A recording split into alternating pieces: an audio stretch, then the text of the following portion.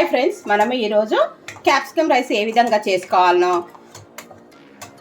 మనము ఈ వీడియోలో చూసేద్దాము. ఇప్పుడు చూడండి, ఎంతో టేస్టీ నోరు ఊరించే లంచ్ బాక్స్ రెసిపీ ఈ క్యాప్సికమ్ రైస్ మనం ఇప్పుడు వీడియోలో చూసేద్దాం. రండి. హాయ్, హలో, నమస్తే, వెల్కమ్ టు వరలక్ష్మీస్ పొదరిల్లు. అందరూ ఆరోగ్యంగా ఆనందంగా జీవించాలని మనస్ఫూర్తిగా కోరుకుంటున్నాను. ఎవరైతే నా వీడియోస్ చూస్తారో తప్పకుండా లైక్ చేయండి, షేర్ చేయండి, సబ్స్క్రైబ్ చేయండి. పక్కనున్న బెల్ ఐకాన్ నొక్కితే నేను పెట్టే ప్రతి వీడియో నోటిఫికేషన్ రూపంలో వస్తుంది. తప్పకుండా సబ్స్క్రైబ్ చేసుకోండి. చాలా మంది చూస్తున్నారు. సబ్స్క్రైబ్ చేసుకొని కామెంట్ పెడితే నేను పెట్టే ప్రతి వీడియో మీకు నోటిఫికేషన్ ద్వారా వస్తుంది కదా. మీకు ఏ రెసిపీస్ కావాలన్నా నాకు ఒక కామెంట్ పెట్టండి, తప్పక మీకు చేసి చూపిస్తాను. ఈరోజు మనం చేసుకోబోయేది క్యాప్సికమ్ రైస్. ఫంక్షన్లలో, రెస్టారెంట్లో మనం చాలా పెళ్ళిళ్ళలో వెరైటీగా రైస్ తింటుంటాం కదా, క్యాప్సికమ్ రైస్. ఈ రైస్ ఏ విధంగా చేసుకోవాలన్నా వాటికి కావాల్సిన పదార్థాలు ఇప్పుడు చూసేద్దాం రండి. కావాల్సిన పదార్థాలండి, ఇది సన్నగా ఇలాగా పొడవుగా తరిగి పెట్టుకున్న క్యాప్సికమ్, కొత్తిమీర, టొమాటో, ఉల్లిపాయ, కరివేపాకు, పచ్చిమిర్చి, అల్లం వెల్లుల్లి పేస్టు, కొద్దిగా గరం మసాలా, తాలింపు గింజలు, ధనియాల పొడి, ఉప్పు, పసుపు, కారం, అలాగే ఇది బాస్మతి రైస్, నేను వండి పెట్టుకున్న రైస్ అండి. ఈ బాస్మతి రైస్ మనకు కావాలి. ఇప్పుడు ఇవి ఏ విధంగా తయారు చేసుకోవాలో మనం వీడియోలోకి వచ్చేద్దాం. స్టవ్ మీద మనం ఒక ప్యాన్ పెట్టుకొని ఒక 2 టేబుల్ స్పూన్స్ ఆయిల్ వేసుకుందామండి. ఎప్పుడు ఒకటే రకంగా అన్నం, పప్పు, చారు, లేకుంటే పచ్చడి, సాంబారు, ఏదో ఒక రకంగా అన్నం, ప్లెయిన్ అన్నంలోకి అన్ని ఇలాగే తింటుంటాం కదా. అప్పుడప్పుడు ఇలాంటి సండే పూట కానీ అట్లా ఎప్పుడైనా సరే వెరైటీగా లంచ్ బాక్స్ లేకైనా పిల్లలు చాలా సూపర్గా ఉంటుందండి. ఈ రైస్ ఒకసారి చేసుకొని తిని నా కామెంట్ సెక్షన్లో తప్పకుండా తెలియజేయండి. ఎలా ఉంటుంది ఏంటి అనేది మీకు అర్థమవుతుంది. చాలా వెరైటీస్ చూపిస్తున్నానండి. తప్పకుండా లైక్స్ ఇవ్వండి, అలాగే సబ్స్క్రైబ్ చేసుకోండి, కామెంట్ పెట్టండి. పెడతారు కదా. ఇప్పుడు మనం వీడియోలో తెలుపుదాం రండి. ఇప్పుడు నూనె వేడైంది కదండి. ఇప్పుడు తాలింపు గింజలు వేసుకుందాం. ఈ తాలింపు గింజలు వేసుకున్న తర్వాత ఇవి చిటపటమన్నాయి కదా. ఇప్పుడు ఉల్లిపాయలు వేసుకుందాం. ఉల్లిపాయలన్నీ తర్వాత పచ్చిమిర్చి వేసుకుందాం. ఈ ఉల్లిపాయలు, పచ్చిమిర్చి బాగా వేగాలి. ఒకసారి ఇలాగా కలిపి వేయించుకుందాం.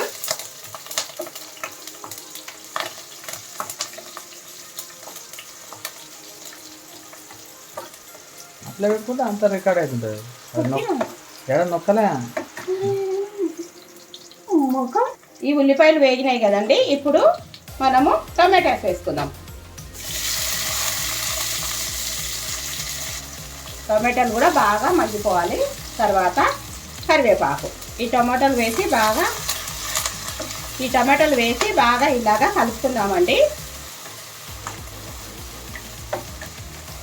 చూసారా, ఇవన్నీ బాగా మెత్తగా అవ్వాలి.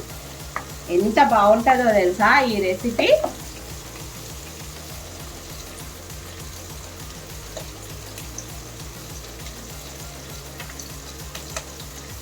ఇప్పుడు అల్లం వెల్లుల్లి పేస్ట్ వేసుకుందాం. ఈ అల్లం వెల్లుల్లి పేస్ట్ కూడా వేసి బాగా ఫ్రై చేసుకుందాం.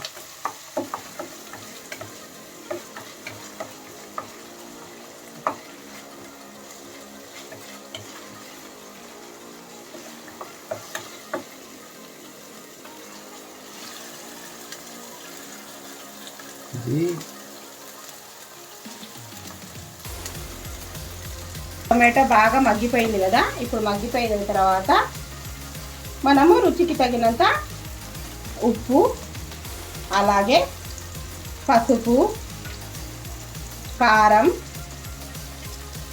ధనియాల పొడి ఇవన్నీ వేసుకొని ఒకసారి కలుపుకుందాం బాగా ఇలాగా.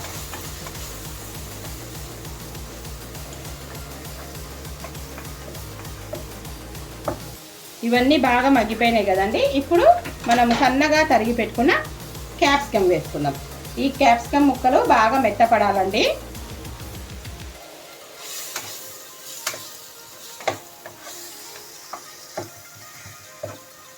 క్యాప్సికమ్ ముక్కలు బాగా మెత్తగా అయితే అస్సలు అద్దిరిపోతుంది అన్నం. కరెంట్ పోయిందండి, మీకు ఈ చిమ్మి లైట్ రావటం లేదు కదా. ఇవన్నీ కొద్దిగా మూత పెట్టేసుకొని ఈ విధంగా మగ్గనిద్దాం. ఇప్పుడు క్యాప్సికమ్ మగ్గిపోయిందో చూద్దామండి. వావ్, చూడండి క్యాప్సికమ్ బాగా మగ్గిపోయింది. ఇప్పుడు బాగా కలుపుకున్న తర్వాత రైస్ వేసుకుందాం. ఇప్పుడు చూడండి, మనం వండి పెట్టుకున్న బాస్మతి రైస్, ఈ రైస్ని మొత్తం వేసి బాగా కలుపుకుందామండి.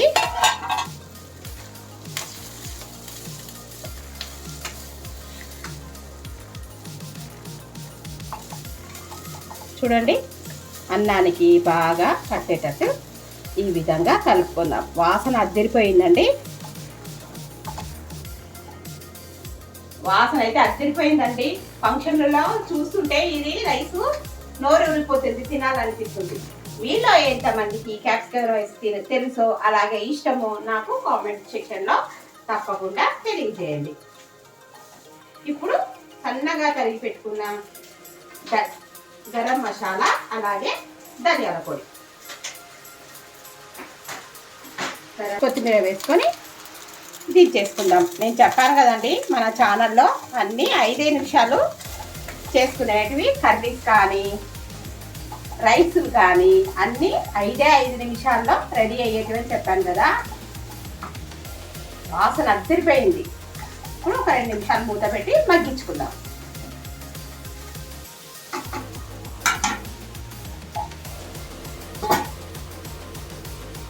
రైస్ రెడీ అయింది కదా, ఇప్పుడు నిమ్మకాయ పిండి వేసుకుందాం.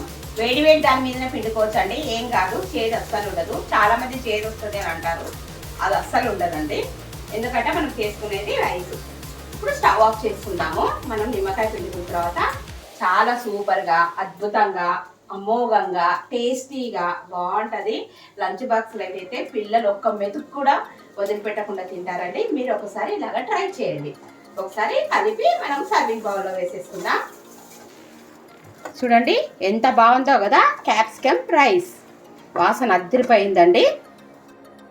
ఇప్పుడు మన క్యాప్సికమ్ రైస్ రెడీ అయింది. ఇప్పుడు మనము సర్వింగ్ బౌల్లో వేసుకొని టేస్ట్ చేద్దాం ఎలా ఉందో.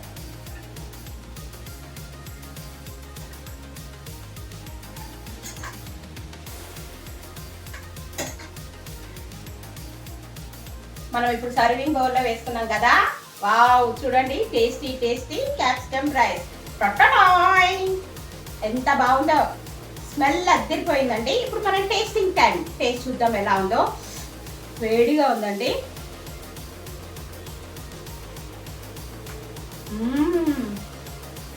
ఎంత బాగుందో తెలుసా.